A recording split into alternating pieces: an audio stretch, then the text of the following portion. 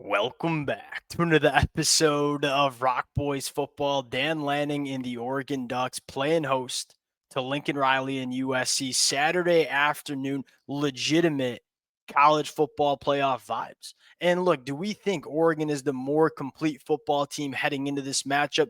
Yeah, I think that's the reason Oregon's 10.5 point favorites in this football game. There's one thing we have to respect about USC. This is not a perfect team.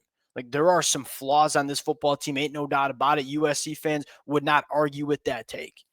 They have a gear on offense that they can reach that gives them a shot in this football game. Well, what does Oregon need to do to take care of business?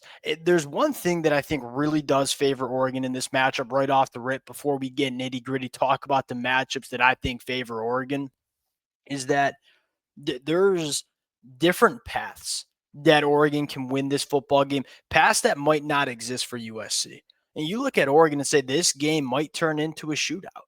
USC can score. USC can put points up on anybody. If this game does get into a shootout, I do believe Oregon has the firepower on offense to win a game in shootout fashion, but they also have that ability to say, hey, we're going to lean on the best run game in the country. We're going to lean on an Oregon defense that quietly has been really damn good all year and maybe winning a little bit more of that classic Big Ten fashion. That's a way Oregon can win this football game that I'm not sure USC has. No, I think USC can run the football, though. They got some injuries on the offensive line we're going to talk about. I don't know if USC has a defense that they can go on the road, lean on their defense to win them this football game. I think Oregon's got more pass. I think that's something that favors Oregon right off the bat. Now, what are some of the biggest matchups that I firmly believe Oregon needs to lean into to win this game? That's what I want to get into. We did the same thing for USC because there are some matchups that USC is going to try to lean into. We'll talk about those as well. Before we do, and as always, and we said it on the USC episode, I'll say it again. These two fan bases, man, been a blast. Y'all been letting it rip all week long. I've been having so much fun talking about this game. We'll certainly break it down Saturday afternoon after it happens. If y'all do enjoy the content, consider subscribing to the channel. Without further ado, it starts with this. Dominate with the run game. This is the quiet storyline that emerged in late September that I'm not sure if the national media really figured out until the last couple of weeks, especially when Oregon went on the road and ran the football all over Iowa. I think that was the wake-up call for the national media that when you look at this Oregon team, they have a trump card.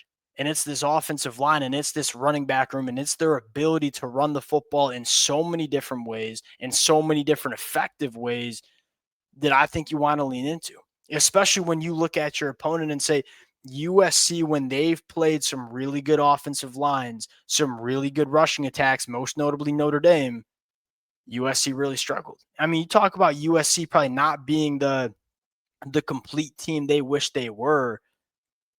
I don't know if they have the bodies. I just don't know if they have the talent yet to deal with this Oregon offensive line. I think USC is trying to address it with what they're doing on the recruiting trail, but I don't think they've stacked enough bodies. I give Oregon a very firm advantage with guys like Poncho and Emmanuel Pregnon. Alex Harkey, say what you want in pass protection. He can move bodies off the line of scrimmage. The tight ends block their tails off as well. The biggest matchup difference here, or the biggest matchup that favors Oregon, is this offensive line versus a USC front seven that, when they've seen really damn good offensive lines, has struggled at times. Can Oregon, what's the best way to deal with a really dynamic, explosive USC offense? Keep them off the field, right? If you control the time possession, you keep Jaden on the sidelines and Lincoln Riley not calling the plays, that is your path to win. Can Oregon go out, run the football, control the time possession? That, to me, seems like the clearest path for Oregon to win this game. And that's what makes Oregon different. When you have a run game you can lean on against anybody in the country, gives you a really big advantage. I mean, I even go back to Oregon playing Indiana and say, felt like they didn't lean into the run game enough. They were with their traditional run packages. They were running the football against Indiana. Just felt like they didn't stick to it. Will Stein and Oregon, are they willing to stick to it in this football game? Big storyline. You got to make Oregon show they can stop the run. Now, if they, and I think USC will do this, right? I think USC is going to try to figure out different schematic approaches because I think a lot of USC fans would say this too. I think Coach Lynn knows that, hey, maybe we don't have enough bodies and talent up front to just win up front and stop the run. We have to do some things schematically, whether that's 5-man defensive lines, whether that's 3 linebacker sets, whether that's walking a safety into the box. They're going to do something schematically. When you do the sum of those 3 things, it lets you have some ideal matchups on the outside. This is another storyline. If USC does decide to allocate some bodies to the tackle box and try to deal with this Oregon rushing attack, can Oregon make them pay vertically? This is a question because, all right, well, Evan Stewart might play in this football game. I believe he's listed as questionable. DeCorian Moore is doubtful to play. Malik Benson has been, we weren't really sure what we were going to get from Malik Benson. Malik Benson been that guy, especially when it comes to winning vertically. There's just, and I'll say this too, although I think USC's cornerbacks have played better in the month of October and early November, I don't know if there's a ton of trust. Like, I think Oregon might be heading into this game saying, hey, we like our wide receivers versus these cornerbacks on islands, and you're going to get those looks. I firmly believe that USC is going to go into this game saying, we have to schematically do some things to stop the run, which is going to give you opportunities on the outside to attack vertically down the field. When USC decides to come up and try to stop the run, Malik Benson, Kenyon Sadiq, Jeremiah McClellan, Evan Stewart, if he's healthy, can you win vertically in some one-on-one matchups on the outside? Last thing I'll say, do not go backwards. This will give USC a chance to give you some problems.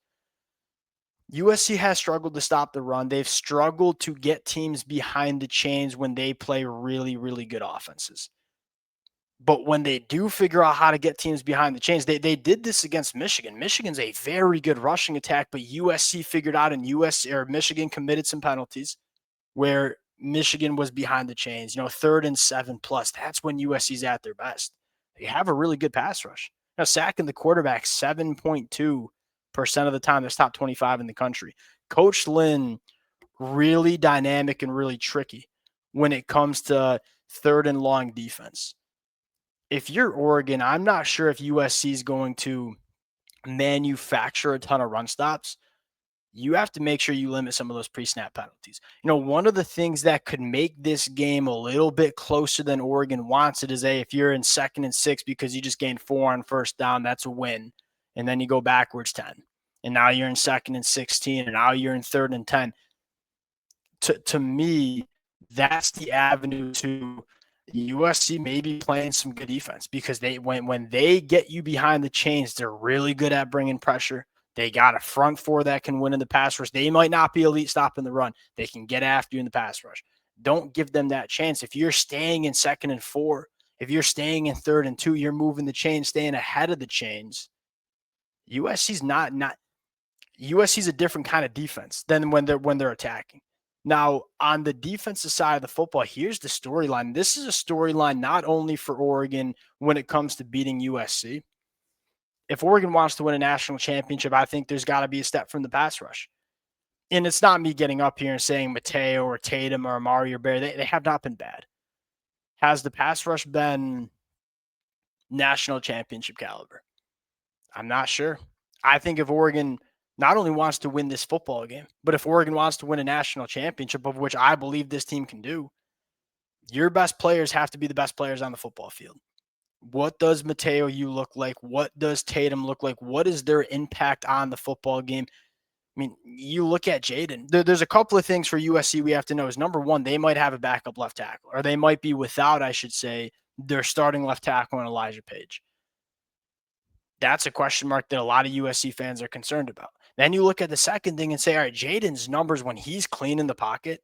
Jaden's been borderline elite at the quarterback position. When you can manufacture pressure on Jaden, although he's been better than he was last year, that's when you start to see the 2024 version where Jaden's putting the ball in harm's way, maybe making some poor decisions. How well can you impact Jaden in the pocket?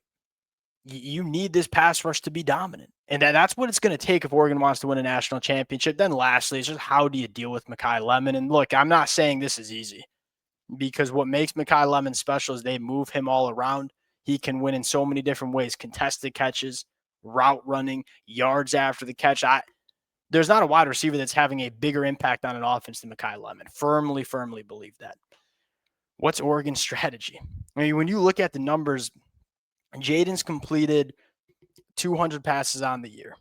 71 of them have gone to Makai Lemon. I mean, that's nearly 40% of the completions that Jaden has had on the year are going to Makai Lemon.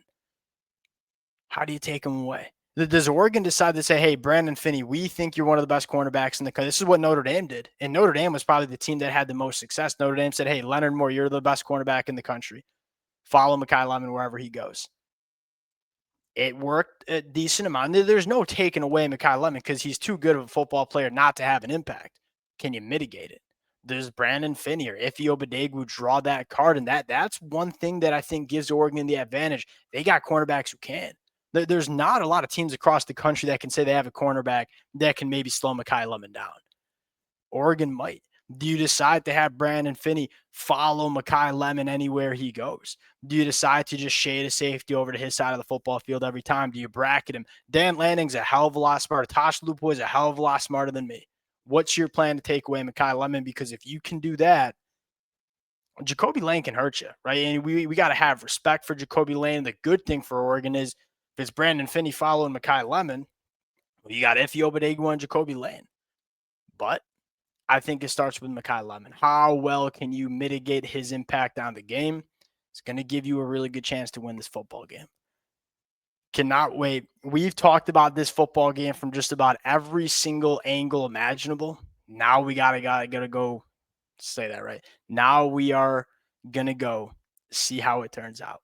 Appreciate you guys rocking with it. If y'all do enjoy the content, consider subscribing to the channel. We'll talk to y'all later.